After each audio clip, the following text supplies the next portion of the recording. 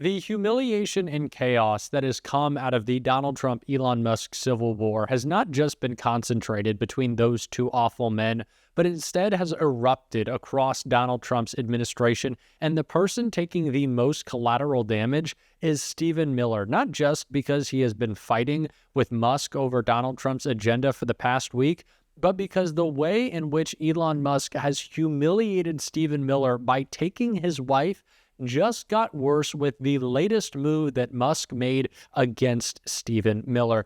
This is a complete humiliation that I cannot wait to get into, but before we do, if I could quickly ask you to leave a like on this video, and if you haven't already and you enjoy our channel, to hit that subscribe button. It goes a long way, and it really does mean a lot to me. Now, before we can get into this breaking story and the clear humiliation we can see from Stephen Miller, I want to start with a call out of what started this all, the attack on Doge from Miller that Jasmine Crockett pointed out right here. You can't just bring in your good little friend who helped you get elected to the tune of $300 billion or $300 million and say, hey, guy, you get to do whatever you want to, despite what these duly elected people have done. But I digress. But I am going to get back to Elon, because Elon is looming over every single Doge hearing. You know why? Because that's supposedly what Elon was heading up. But now they don't want to talk about Elon, because Elon now is a little upset. There's a family spat that's obviously going on, and it is going to play out, it seems like, all over Twitter. But nevertheless,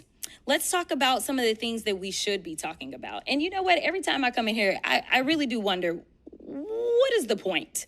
Like, why are we here? Because it doesn't seem like we're doing efficiency, right? Like, have we seen Elon? No. Have we seen anybody that works for Doge? No. But we're in the Doge subcommittee and we're talking to everybody but the Doge people.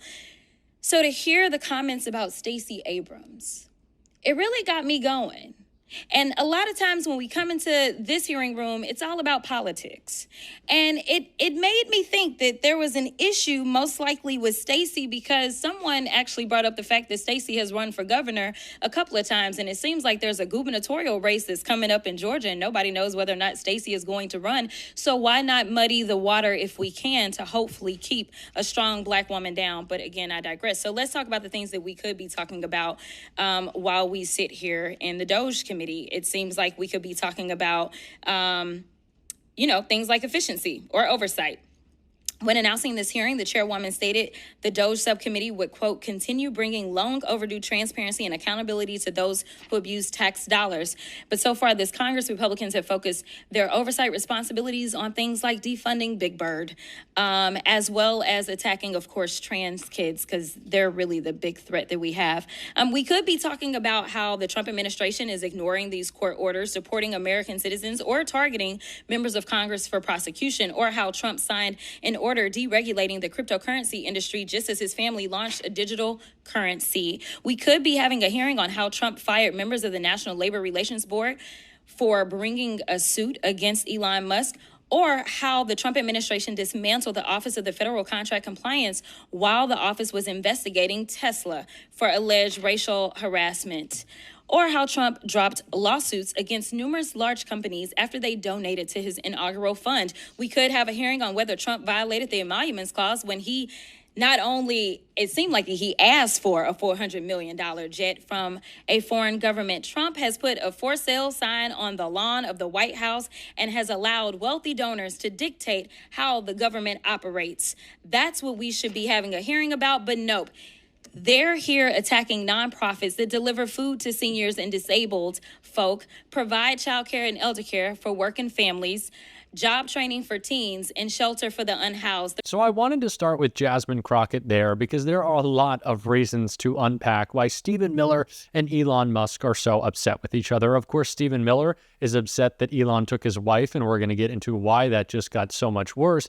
But Elon Musk is also upset that Stephen Miller and Trump have publicly critiqued Doge, asking if it was all BS, and now, of course, responding and attacking him for his critiques of the big, beautiful bill, really the worst agenda ever put forth by a presidential administration. But when Stephen Miller got hit with this latest Elon news, which we're going to get into, he had a response that kind of reflects the feelings of the White House right now. So before we get into it, this public spat that they got caught in, I want to see how Stephen Miller's responding. We lost Mr. Miller to a meeting in the Oval Office. Perfectly understandable. When I was in government, it would happen all the time. They'd have to kill a TV show and You're at the president's beck and call. However, that really shows you everything you need to know about how embarrassed and humiliated Stephen Miller and the rest of this administration are right now. These propagandists can't even go on their propaganda outlet. Stephen Miller wouldn't do a softball interview with Fox to try to help his boss because everything is such a mess right now. And we can very clearly see that by Elon's latest decision with this administration regarding Stephen Miller. Elon Musk unfollows Stephen Miller on Twitter as he takes his wife. After days of unsubtle back and forth on X, Musk has now unfollowed Stephen Miller. The change in status occurred sometime between 1 p.m. on Thursday when X account Big Tech Alert publicized its discovery. The news comes 1 week after Musk reportedly poached Miller's wife, Katie Miller, who left Doge to work for him full-time. However, as of 3:55 p.m. on Thursday, Miller still follows Musk, meaning the sudden unfollowing is one-sided, at least for now. The unfollowing may be one-sided, but it's hardly unexpected. Miller has spent most of his time doing everything he could to thwart the former Doge administrator, staunchly defending Trump's big, beautiful bill after Musk called it an abomination. Without naming Musk explicitly, Miller took to X on Wednesday to correct his criticisms of the big, beautiful bill after Musk told reporters he felt the bill undermined Doge's work. Miller also called the bill the most essential piece of legislation in generations. Of course, there's also a personal undercurrent to their professional tension thanks to Katie Miller's career change. So after very unsubtle quotes back and forth in the press criticizing each other's criticisms, Elon Musk has made the spat incredibly public. He has unfollowed Stephen Miller on Twitter. It's kind of a joke that that's how we have to gauge these things, but these people are kind of jokes and they take that stuff so seriously. We have to cover it, therefore, very seriously.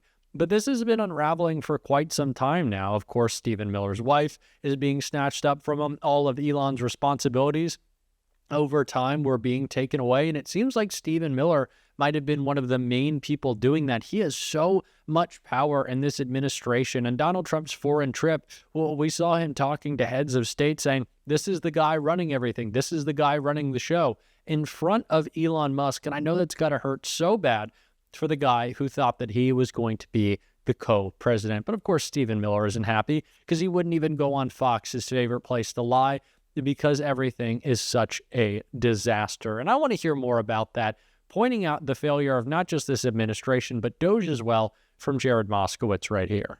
What have we made more efficient in the 6 months that Doge has been around? Yeah, there are things we have found that shouldn't exist. But name a department, name a system, name a service that this committee or the caucus or Elon has made more efficient. They said they were going to find $1 trillion. They fell 85% short. Look, government is inefficient. But the Doge caucus and process was like, hold my beer. Let me show you what inefficiency really looks like. Okay? The Doge caucus hasn't met in months. It had 2 meetings. Congress wasn't involved at all in the process in the executive branch. Elon's gone. The effort's dead. Buried rigor mortis is setting in. I feel sorry, ill talking of the dead. I shouldn't do that. But I mean, seriously, the Newark airport, that is the key example for the American people. You want to talk about how did we make government more efficient? We didn't. We made government the Newark airport. And by the way, now that the national divorce is happening with Elon Musk, and I'm a child of divorce, okay? I mean, who's going to get big balls? I'm worried about him in the divorce. The children always get caught in the middle, right? And so I just, if he's out there, I just want him to know we're rooting for him. Certainly, we've not made FEMA more efficient. The administrator apparently doesn't know there's a hurricane season. Wait till he finds out there's 5 categories. We're going to blow his mind.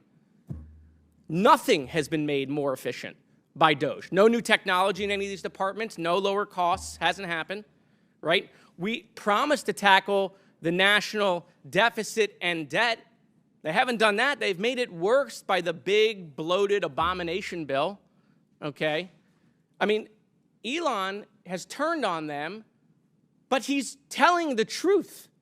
The bill will add to the deficit, and it will add to the debt. And so listen, I ask my colleagues, point to me one thing we've made more efficient. If you want to drop the E from Doge, because we've not done efficiency, that's fine. We can rename it. We can always rebrand. They're great at that. But nothing has been made more efficient. Here are the wins for congressional Republicans. You ready?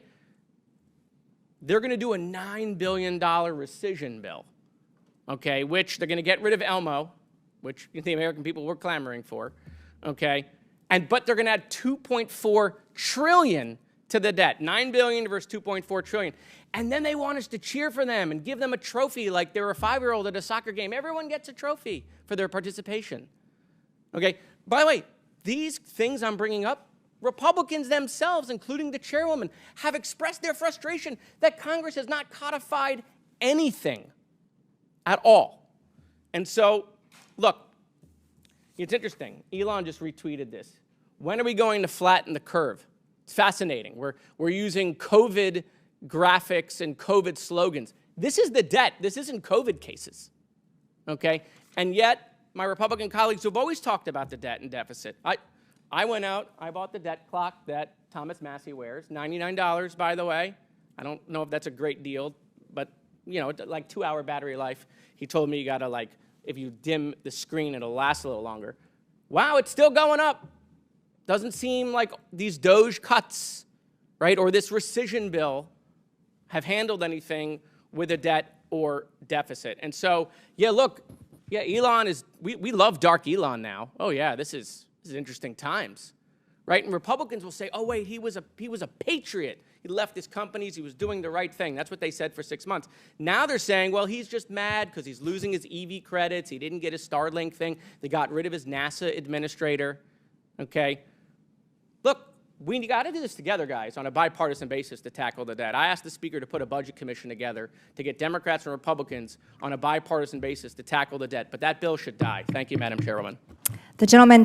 This has been an administration of incompetence. These are people who had no idea what they were doing coming into government, and they never really cared either way. Their job, their goal, their objective wasn't to serve some agenda. It was to undermine and attack government to make people distrustful of it as they profited as much as humanly possible.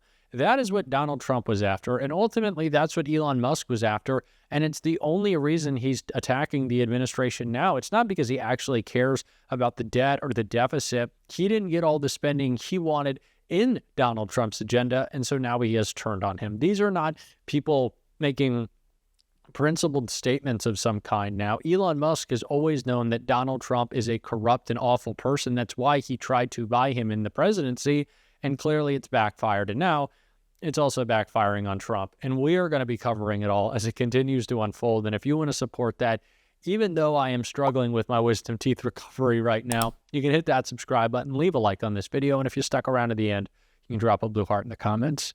And until next time, I'll see you soon.